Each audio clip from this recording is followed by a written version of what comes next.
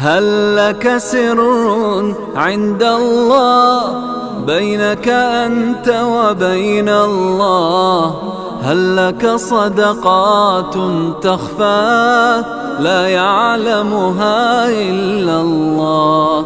هل لك سر عند الله بينك أنت وبين الله؟ هل لك صدقات تخفى لا يعلمها إلا الله؟ قصص لا تكشف إلا بكتابك حين ترى الله. ما أحراك بهذا أن يكبر قدرك عند الله.